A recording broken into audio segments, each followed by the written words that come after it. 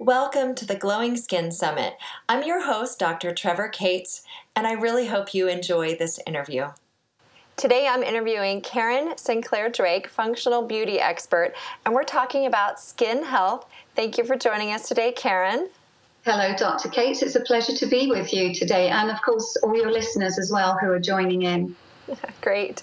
Karen achieved her membership with the prestigious Society of Cosmetic Scientists in England, where she became inspired by complementary and alternative medicine. And since 2002, Karen has researched and developed multiple ethical, sustainable green science principles for skincare. Brands she has worked with have captured the attention of celebrity plastic surgeons, medical doctors, dermatologists, and celebrities. She frequently speaks at functional medicine and sustainability conferences. Again, thanks for joining us today, Karen. My pleasure. Hello. So you're from the UK, and so let's start off by talking about the differences that you have found between regulations in the UK and the US. And you live in Los Angeles, California right now. I do, and I'm very fortunate because of the weather that everyone else is having in the country, so I'm very fortunate to be here. But yes, there is literally a world of difference, and if you are fortunate enough to live in Europe and you're using cosmetic products, or I should actually say personal care products, then you can really feel sort of, quite rested and sort of pleased that these particular products that you're using have no detrimental chemicals in them that can ultimately affect your health. We have what's called over there the European Cosmetic Directive Standards. It was initiated in the mid-1970s, and it has been reviewed and updated no less than 55 times. And that's basically because there are constantly new ingredients coming onto the marketplace. So, the EU want to ensure that these ingredients are safe for human use. Now, when I first moved over here, which was many, many, many years ago, I could not believe that there were no standards in place. The agency charged with overseeing the cosmetics, which is the US FDA, they actually have no authority to require pre-market safety assessment, and like it does say with drugs. So cosmetics are amongst the least regulated products in the marketplace. So the FDA do not have to review, nor do they have to authorize or regulate any of these ingredients that ultimately go into these products that we're putting on our skin. Now, the EU have banned in excess of 1,400, and they've actually banned hundreds and hundreds more. And then when you look at the equivalent here, the US has only actually banned 8, and they've just restricted a couple. So there's a significant difference there. The FDA actually work with the Cosmetic Ingredient Review Committee, also known as the CIR, and this is the industry's policing safety panel. And they meet frequently, believe it or not. And if you were to go on the CIR's website, I don't know why that's not easy to say today, they actually claim that they thoroughly review and assess the safety of ingredients used in cosmetics in an open, unbiased, and expert manner. And then they publish these results in peer-reviewed scientific literature. And yet, when you look at the history, which is now, they've been in effect 30 years, the CIR have reviewed the safety of only 11% of the ingredients used to formulate personal care products. And through June of 2008, we actually found that only 9 ingredients have actually been banned for use in cosmetics. So if you kind of do the math, that ultimately means that 89% of all ingredients in personal care products have actually not been evaluated for safety by any publicly accountable institution. Wow. That's pretty scary, isn't it? It is. And yeah, so let's talk about some of the main ingredients, the ones that we commonly see and hear about, and the ones that people should pay close attention to. What are some of those, or where are places people can go to find those? Yeah, actually, are you referring to the ingredients that have actually been banned here in the US, which is, the handful, or are you referring to the EU banned and restricted ingredients? Well, if people want to find out about the ones that have been banned by the US, where would they go to get that information? They can actually go onto the FDA website, which I believe is www.fda.org.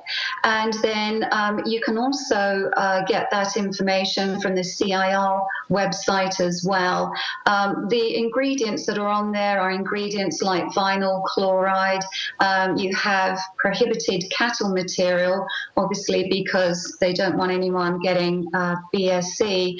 I wouldn't like to think there'd be any sort of cattle material in any products I'm putting on my skin. But if any of your listeners cannot find that list, then we'll be more than happy to supply that to you, Dr. Cates, and then you can, pop that on your website. And I think thank you for that. I think the ones that we're most concerned about are the ones that are still in our skincare products that we should be looking for. And so let's focus on talking about some of those. Yes, yeah. And of course, if we actually sort of, think about some of those ingredients, it's the build-up, it's these small doses over time. And just to give you sort of a little idea at the number, and then I'll go into some of these ingredients, the Environmental Working Group did a fabulous study because they wanted to determine how many products that we actually all use on a daily basis. And they actually discovered that women use 6. Now, here where I live in Los Angeles, it's more like the men are using 12 and the women are using 24. But if we just go on their study and use their numbers, that's essentially exposing our bodies to 126 unique chemicals on a daily basis. Now, assuming that we're bathing every day, you take that over the course of a year, and that comes under just around 47,000 unique chemical ingredients that not just ourselves, but our entire families are actually being exposed to on a daily basis. And for me, I find that quite scary, quite scary. Now, there is it was the Campaign for Safe Cosmetics, and your listeners are probably very sort of in tune with that website, but they've done some remarkable work. And what they actually say is that, some beauty products contain carcinogenic and endocrine disrupting chemicals that actually have the ability to increase breast cancer risk. So what their recommendations are is to use products with simpler ingredients. Now, that's not always possible, of course, for people to identify what those are. So again, popping on to their particular website, such as breastcanceraction.org, it gives a complete list of all of those ingredients, which we all should really be avoiding. Things that I would like to sort of touch on is, say, parabens, because it has been bashed in the press for a long time. And the reason why so many people are up in arms who are in the sort of healthcare channel is because estrogen dominant syndrome is nowadays a widespread condition. And it's not just in women, it's actually also in men as well. So it's no wonder that extra consumption, or in this instance, topical application of estrogen, has raised so many concerns amongst healthcare practitioners and scientists. So the estrogenic phenomenon has actually been linked, among many other things, to long-term exposure to specific chemicals called xenoestrogens. It's a bit of a long name, that one. But these chemicals not only have the ability to mimic human estrogen and bind to estrogen receptor sites, but they can actually also block naturally occurring hormones from binding to those sites, therefore disrupting the function, if you like, of the endocrine system. Now, xenoestrogens, such as parabens, they elicit a very strong estrogenic effect and can actually alter how hormones are produced, metabolized, and ultimately eliminated. Now, when you think of how many products are on the market that contain parabens, it's huge, and it's not just one paraben. In some cases, it's the entire family of parabens. But if we go back to the Environmental Working Group, where they state that women on average use 12, if you look at the products in your bathroom, from what's in the shower, what's around your actual sort of bathroom sink, you would be shocked at how many parabens are actually in all of these products. So if you're using 12 products, then maybe out of those 126 chemicals that you're exposing yourself to, maybe the dominating chemical is parabens. And as you can sort of, understand, that is, a severe concern. And it's not just that one-time second, it's this accumulative effect, which ultimately, and you've probably seen it with your own patients, can end up as body burden. The body can only take so much. Mm-hmm. Absolutely. I think that's so important to talk about. And even men are exposed to parabens and their personal care products. And again, these have these hormone disrupting effects. So parabens is a big one. And what about any others that you wanted to call our attention to? Yeah, well, one of the other ones which I'm not particularly a fan on is chemical sunscreens. And chemical sunscreens, again, if you visit sort of, breastcancer.org, or if you visit the Environmental Working Group or the Campaign for Safe Cosmetics, and even on the EPA, it does talk about the downsides with, chemical sunscreens. And the active ingredients in sunscreens actually come in two forms. You've got the mineral, and then you have the chemical filters, and each uses a different mechanism, if you like, for protecting skin. Now, what is really interesting is that there are a plethora of SPF products on the market that actually contain chemical sunscreens, and some of those are, you've probably heard of them, the oxybenzone. These actually act like estrogen in the body. They've also been discovered to alter sperm production in animals. And then you have the octinoxate. That's another one that you see frequently on SPFs. Those also have hormone-like activity. They do affect the reproductive system, the thyroid, and the other one is homosalate. Again, they all sound really funky, and sometimes you wouldn't even think of going through all the chemicals actually in your sunscreen, but I think it's a good idea to just be putting on your skin. Again, the octinoxate, that is an endocrine disruptor, and as we're going into summer, of course, we're going out buying these products, we're slathering them over our bodies and also those of our children, and again, it's the accumulative effect. That's what has many healthcare professionals truly, truly concerned. Mm-hmm. And just to give you an idea, and I'll actually read this because I really want to be accurate. And again, I couldn't believe this. In Europe, as I said, we have very, very strict standards in place, not just for cosmetics, but also sunscreens, which are an OTC. They fall under that banner as well. And our standards for screening ingredients for both UVA and UVB screening are actually stricter than the FDA. Now, the last OTC sunscreen ingredient approved by the FDA was, in fact, back in 1990. 8 new sunscreen applications were filed in 2002. 12 years later, or actually it's 13 years now later, they are still awaiting approval. New sunscreen applications, which is basically new ingredients, which are to be brought to market, are awaiting approval in the US and have been used in Europe for no less than 15 years. So again, very, very behind on approving, new technology when it comes to protecting our skin from the sun. So we're hoping that that's going to divvy itself up, because it really is a little bit of a hot mess. One of the other ingredients, which you don't typically see on the Dirty Dozen list, which is just one of my sort of personal not favorites, is benzoyl peroxide. That's an ingredient that's truly prevalent with acne products.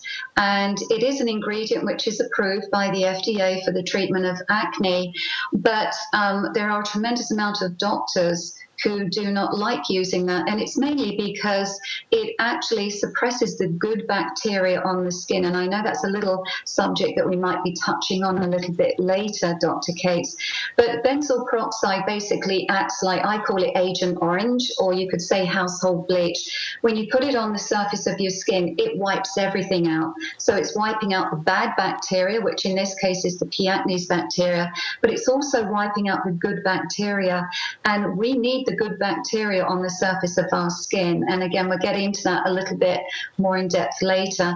And another ingredient, which I know is not on too many people's Dirty Dozen list, but again, it's on mine because it does disrupt skin's natural functions, is dimethicone. And dimethicone is an occlusive, which means it basically traps moisture in the skin, and it does a very good job of doing that. However, as it's trapping in moisture in the skin, it's not really selective. So when you are perspiring, your perspiration, when it reaches the surface of the skin, it cannot evaporate. So it's all being trapped under that sort of blanket, if you like, of silicone. Now, if you have someone with sensitive skin or even acne skin, you're trapping in moisture, you're trapping in heat, and you're trapping in bacteria. Right there, you have a perfect storm for someone who has acne or is prone to acne to potentially have, a breakout. And for anyone with sensitive skin, we're also discovering that those individuals are also reporting an irritation as well. And if you go to the gym and you're working out and you put a body product on and you're working out and you're perspiring a lot, there's been a lot of reports from people saying, I don't know why I'm so pink, after I work out. And it's not just the fact that they have an increase in their circulation, it's actually in their skin as well, because their skin could simply not perspire as it should be. So that's another couple of ingredients that I personally don't like. I think it's great on baby's bottom because it does act as a water barrier, but to be put on your face, particularly if you are acne prone or sensitive, I would strongly advise avoiding it. Yeah, those sound like really important ingredients to avoid.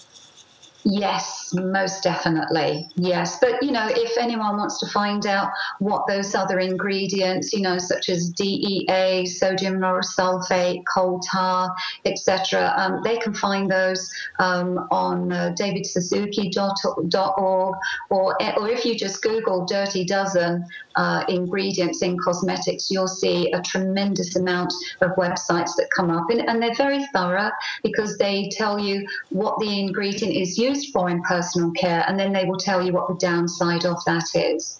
And a lot of those sites are backed by scientific studies, particularly when you visit the Campaign for Safe Cosmetics and EWG.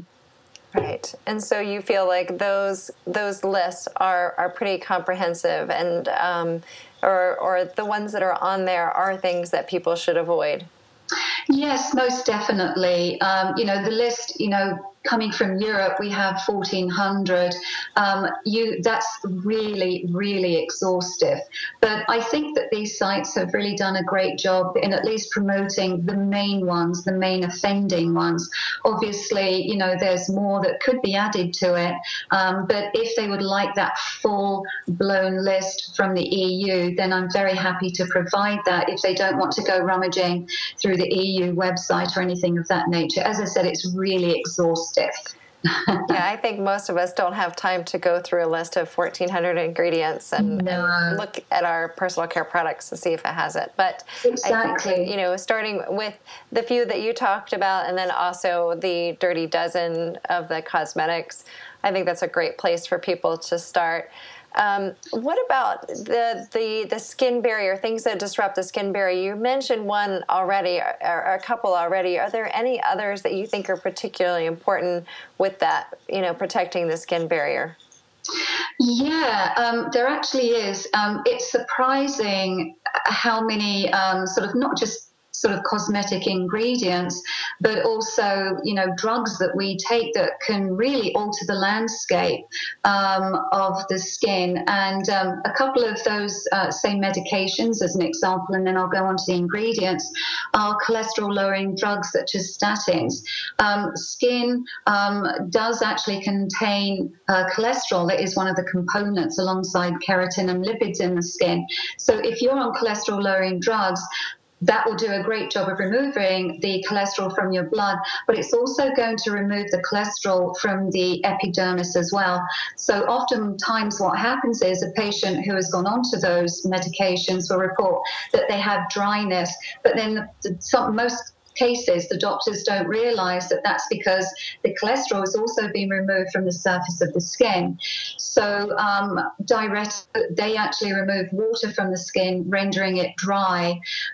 So again, we have a list of those medications. Listeners are interested. Those are just a few. So one of the things that most people do is run out and they'll buy a really rich moisturizer. And most times the moisturizer probably has dimethicone in it. And that's just like putting a sticking plaster on it. And yes, it will make your skin feel nice and smooth and soft. And when you look at it, it will look hydrated. But then in the evening, when you go to shower or you go to bathe, you're washing all that silicone off. So you're back to dry skin again. So this is what I frequently talk about, treating the cause, not the symptoms. Ingredients that radically alter, the skin surface are soap bars. There's a lot of ingredients in personal care that require a really high pH. So if we can just touch on pH for a moment. Internally, we need to be alkaline in order to function in a very healthy state. But that's not the case for the skin. Outside of our bodies, we need to keep a very mildly acidic environment. And we have to have that environment because, one, it's our first line of defense to the world. And most environmental contaminants are alkaline by nature. So we need that acidity on the surface of our skin so we can neutralize that virus or that pathogen.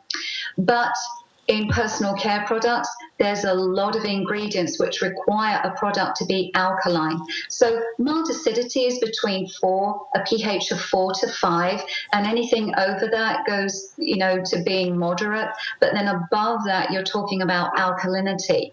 And because the pH scale is based upon a logarithmic scale, every increase of 1 that you see on that pH scale, 1, 2, 3, 4, 5, those are all mildly acidic. Anything over 5 starts to become alkaline. So alkalinity is not good for the skin. So ingredients would be soap bars because they require a pH in the realms of, say, 9.5 to 10.5. You have benzoyl peroxide. Well, that actually suppresses the good bacteria on the skin. But believe it or not, retinol, that actually requires a pH of around 6 in order to be stable, certain forms of retinol. And then you have sodium lauryl sulfate. One of the reasons why that is on a dirty dozen hit list is because it is very drying to the skin. A lot of people who come out of the shower after using, say, a body wash with sodium lauryl sulfate or lauryl sulfate, your skin will feel like it's 2 sizes too small and it's kind of itchy and uncomfortable. And that's because your natural barrier has been stripped. So your skin is very, very dry. And for some individuals, it can take hours, if not days, for that natural barrier to correct itself. And if you think about it, if you're bathing twice a day and you're using sodium lauryl sulfates in your body wash, in your hair shampoo, in your soap bars, and you're washing morning and night, your skin never has the ability to regain and to come back from that. So that's why you see a lot of skin conditions which are actually, exasperated by using alkaline products. So that's why we always recommend that individuals instead look for products that are mildly acidic. And that's between a pH of 4 to 5. It's not every company that lists the pH on their formula, but that is one of the most fundamental basic things that the skin needs in order to function in a healthy manner. Wow, that's great information to have. I know that when people think of the body, they think of it needing to be more alkaline. But with the skin needs to be more acidic. It sounds like what you're saying, and so can people use a pH strip on their products? Will it work to do something like that, or they just need to start asking the companies that they're using for the pH of the products? That's a great question. You can sort of use a strip. It's not that accurate. So if you're really looking for accuracy, it's always a good idea. Particular individual calls the company and says, look, I'm really interested in your product. Can you just tell me what the pH? Now, it is a bit of a technical question, and not every customer service individual will readily have that information, but hopefully they would go away and seek out that information and then immediately get back to you.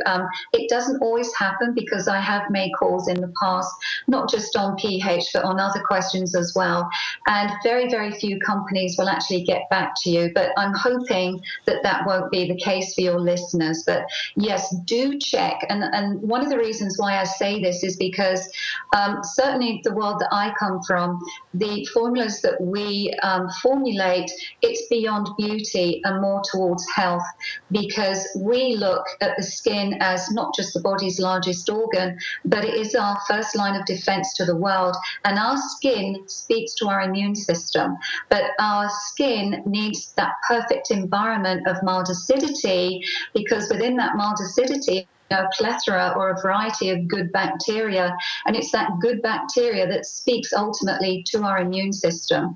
So if you have anyone with a low immune, with a low immune system, or who's going through, chemotherapy or anything like that, anything where you potentially have a low immune system or you're unwell, it's really a good idea to really start paying attention to the products that you're applying topically, not just for the pH, but we know that there's a certain percentage of those ingredients that end up in our body. You'll see a lot of sort of numbers bandied on the internet, like 50%, 80%, 90%. But the truth is there is not one test in history that's been conducted on the precise level that enters our bloodstream. But just think nicotine patches, hormonal patches, and right there you sort of realize that a certain percentage does enter the body. So, it's just a question of being mindful. If you're someone who's really astute and mindful of the, the foods that they're eating, and you like to know where those food ingredients come from, then just think that way with the products that you're putting on your skin. Don't use a different sort of, standard at all. Sorry, I can talk for England, as you can tell. Blah, blah, blah. No, and so this is why you're called a functional beauty expert, because this is the idea of functional beauty. Is it's not just about how we look and the skincare products making our skin look good, but the functionality of our skin and having actual healthy skin.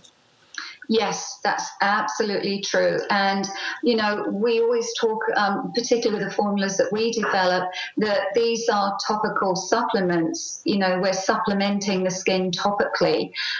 We don't sort of look at this, or we don't view the skin, as most people do in the beauty industry, it's just an organ for vanity reasons. So, let's just make it look more beautiful. We're about making it more healthier. We want the skin to be healthy, because we know healthy skin displays a lot less skin conditions. So yes, we're about treating the cause, not the symptoms.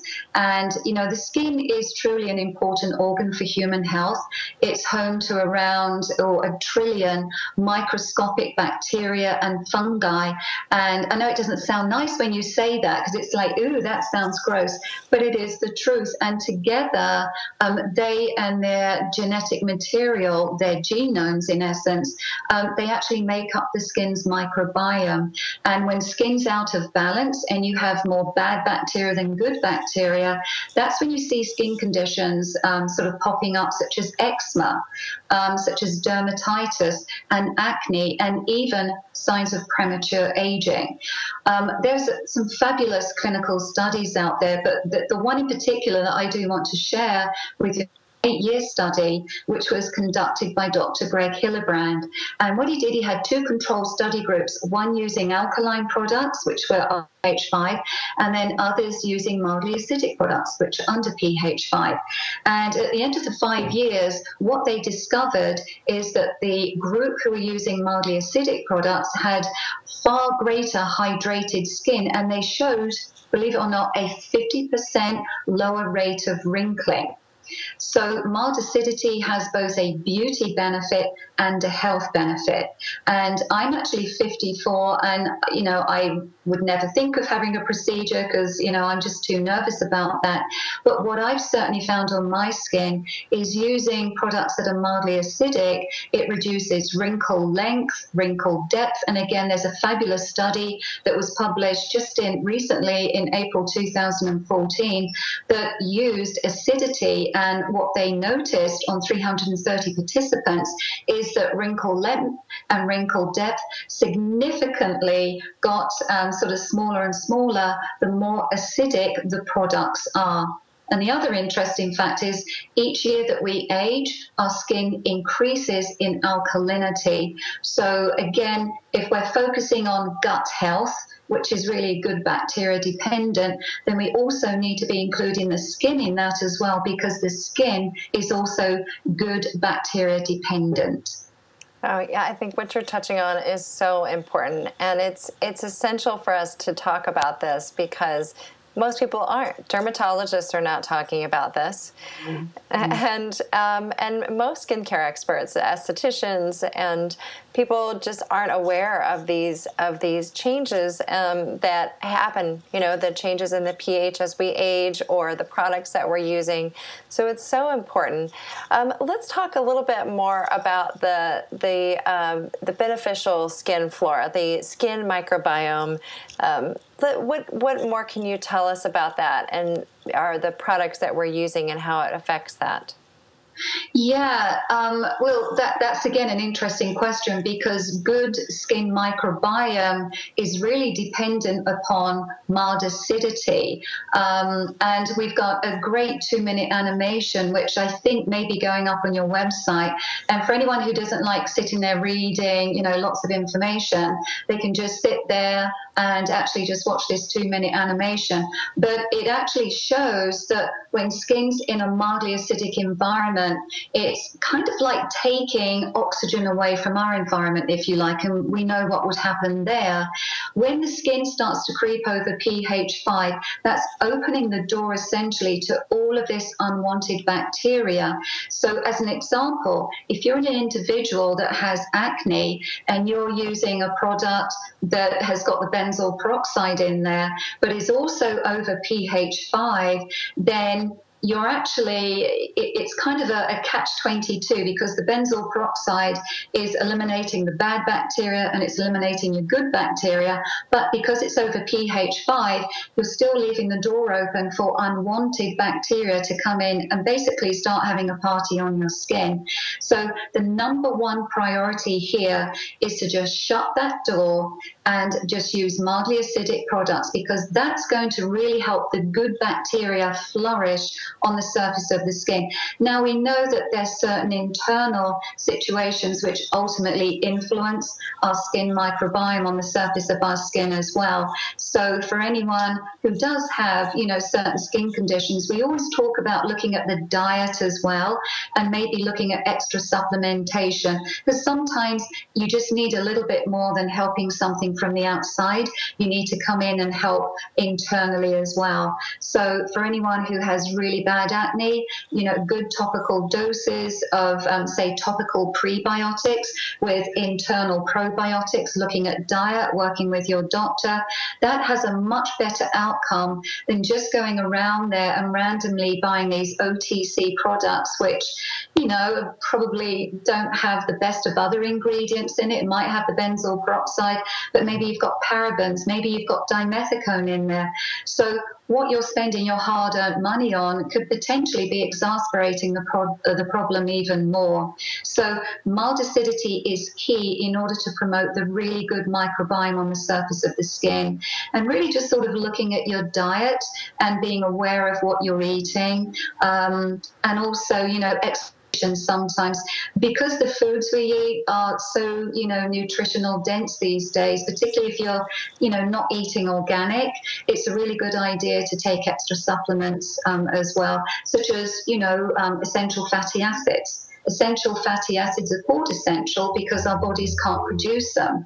And that's one of the reasons why we refer to topical supplement, because if you do have dry skin, don't look for anything with dimethicone. That's, again, just, you put it on your skin, but then you're going to be washing it off later and you're left with dry skin.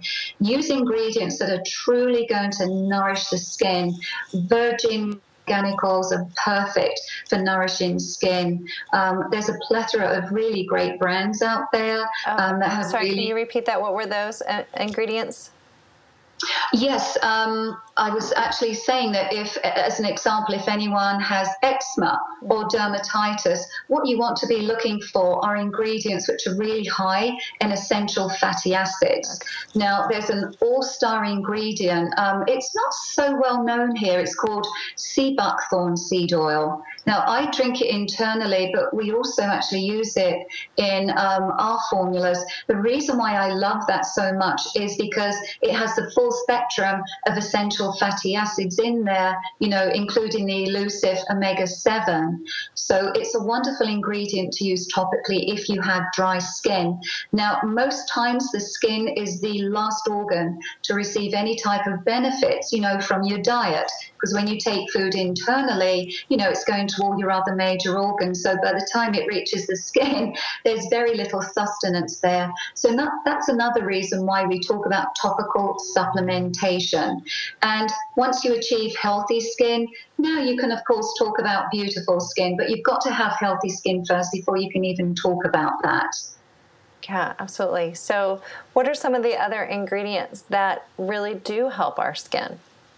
Yeah, now there's a couple of other interesting ingredients. If anyone really likes the benefits of retinol as an example, but they don't like the downsides of that, there are two wonderful plant-based ingredients which, and they have clinical studies on them too, which offer or impart that same great benefit. And their names are bakuchiol and Biden's pilosa. Again, they have clinical studies, and that's just, a botanical version of that particular ingredient. And there are lots and lots of great plant-based ingredients which really do exert, just as good benefit as what their chemical counterparts do. And you have to remember, a lot of chemicals that are in products in the USA, they are very aging. And if you take these really sort of, very high percentages of chemical ingredients, and then you combine them with alkalinity, that's extraordinarily aging. So you have to be mindful of both the ingredients and the pH of the product. Now, I know that sounds pretty overwhelming, but I know a lot of your listeners out there have done the same thing with foods. You learn what to look out for, what to eliminate from your diet. Let's eliminate gluten.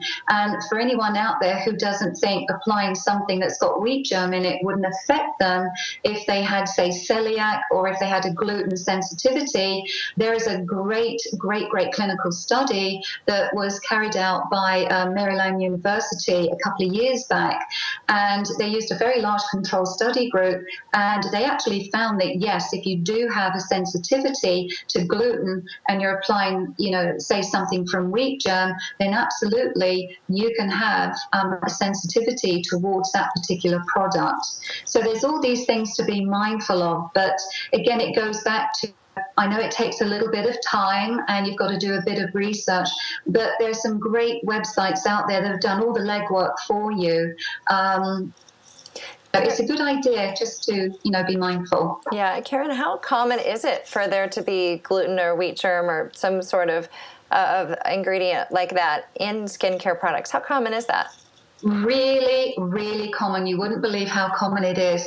And, you know, there's a lot of brands, I'm not saying all of them, but there is a certain level of, you know, untransparency with some brands who don't put their full ingredient list on there. As an example, if you are putting an extract into your product and it can say contains several different ingredients, you don't actually have to put what every single ingredient in that extract is. And quite frequently, some of those extracts can contain parabens, and then the brand will say, hey, we're paraben free. And they can actually say that because they didn't physically add that paraben into their finished formula. So there's lots of ingredients which are falling through the cracks. But again, if you like, I can supply you with a really long list of gluten-containing ingredients which are found in everyday products. I won't name the brand, but there is a very well-known brand which is sold in drugstores, and they actually use colloidal oatmeal. Well, the origin of that colloidal oatmeal comes from oat kernel flour, and oat kernel flour contains gluten. So again, you know, you've just got to do a little bit of research. But if you've done it, or you're doing it for your food that you're eating, then it won't really take much just to kind of, you know, look at the personal care products that you're using as well. And we're providing a lot of that information for people today, and so that you can have these resources and not have to spend as much time doing all the research, because we're doing this we're doing this for you and getting this information to you. So, and thank you, Karen, for all your information on this. My pleasure. One of the things that I hear from estheticians or some people is that natural ingredients and skincare products cause them to have more reactions. Is that something you hear? If you know, people tend to be even more sensitive to natural ingredients and herbs and things like that than they do the synthetic ingredients. Is that something you've heard? Yeah, and that again is a fabulous question, Dr. Cates. And it is true. You know, just because you're using something natural, it doesn't mean to say that you're not going to have any type of allergic reaction at all. And that's because we're all so different. And it's you know, you make one formula that's going to be perfect for every single person in this world to use. I would actually say if you are someone who does tend to have, and you're aware of, any particular food allergies, always carry out a skin patch test. And carrying out a skin patch test, again, you can find those details anywhere on the internet, or even ask your physician how to do that. But it's very simple. Just do a little skin patch test. And if there's no redness or irritation, then you'll be completely fine to use that product. But I've actually seen people who have, say, you know, they can't eat, say, mushrooms or sort of particular types of fungi. And then, of course, they're using products which have, you know, mushroom extracts in it. And there's a very famous brand out there that does use mushroom extract. And then they've come up, you know, in a full-blown allergic reaction. So you just have to be mindful. But a good clue is if you do have any sensitivities toward food there and you do want to use a natural product, just carry out a very simple skin patch test. You can do it under your chin, you can do it on the inside of your forearm, and that will be a good sort of barometer to tell whether or not you'll be able to use it. Yeah, that's a great tip. And I think that we can react to anything, whether it's natural or synthetic, and they're not all perfect. And maybe part of that comes from the actual pH of the product. There might be natural product, skincare products that are actually more alkaline. Yeah, that's very true. You know, even, you know, just because something is natural, it really doesn't automatically assume that it's going to be healthier or even better for you to use. So again, it comes back to understanding or being aware of what the pH is of that product. Finding out what the ingredients are in there again, and just be mindful of the fact ingredients can be hidden even on a natural brand. So just finding out what's in there. I can always tell if there's ingredients that have not been declared on that particular ingredient list. And it's interesting, I do come across brands where I know that they have used a preservative system despite them saying, hey, this is preservative free.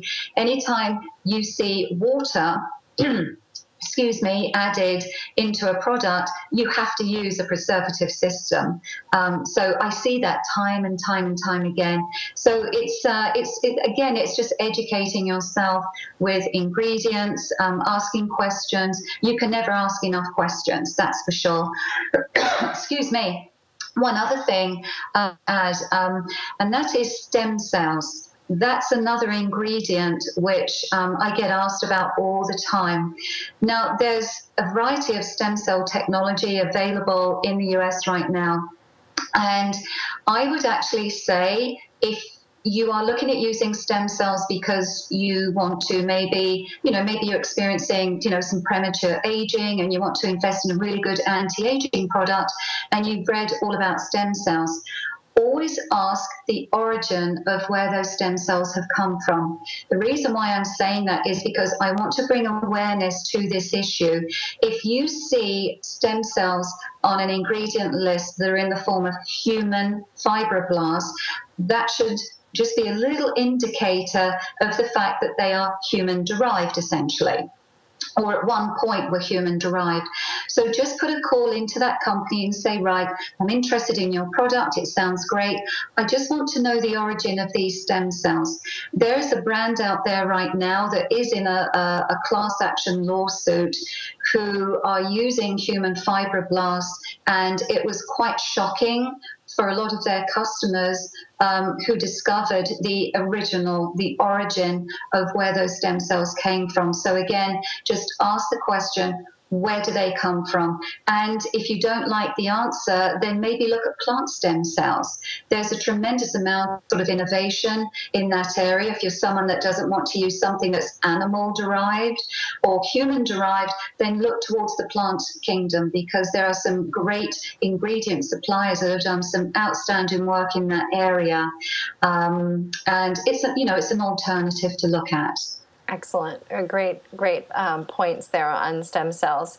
So one last question for you. What do you personally do for your skin? I mean, you have amazing skin. What oh my gosh. Thank you.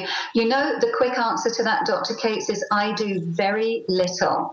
My sort of morning, if you like, sort of routine is I don't use any cleanser on my skin. I just lightly splash it with water. Now, water is neutral. It's around pH 7. So I immediately put on a mildly acidic serum, which is, from one of the products that we've developed for a company. I immediately put that on my skin. And then I follow up with moisturization, which has the sea buckthorn seed oil in it. And then in the evening, I just remove all my makeup with a creamy cleanser that's also mildly acidic. And it contains oils in it, which actually replace lost lipids. So I'm replacing lost lipids as I'm gently cleansing my skin. But the beauty of mild acidity is I don't know if I can actually say Pac-Man effect, but there you go. There's a little sort of plug for Pac-Man. But mild acidity has like an enzymatic action on the surface of the skin. And what it does, it just takes away all the bad and just leaves the good. So that's why I don't go and have chemical peels, or I don't go and have these sort of really intense exfoliating treatments. Because when you use something mildly acidic every day, it doesn't allow build-up of all those dead skin cells and pollution on the surface of the skin. So I don't need to use one of these brushes either. I don't like using these electronic brushes because, again, mild acidity is doing the job very nicely, and it's keeping my skin nice and clear of all dead skin cells. And that's an important thing, actually, is cleansing is one of the most important things that you can do for your skin, because without correct cleansing, all these other very expensive products that we're investing in these days, they simply won't work as well. So, that's just another thing to be mindful of. But for me, it's all about mild acidity, topical nutrition in the form of plant-based antioxidants and lipids. And then I only truthfully really cleanse my skin just once a day. And for me, that keeps the good bacteria in place. I'm not over cleansing or sterilizing my skin, I should say. And as I go through winter, that goes for my body as well. And it's interesting because people say to me, you don't really get sick that much. You know, I'm around people because I fly a lot who have, you know, flu and, you know, other sort of types of viral issues. Touch wood, I simply don't get sick, and that's because when it gets to winter, I don't bathe as much.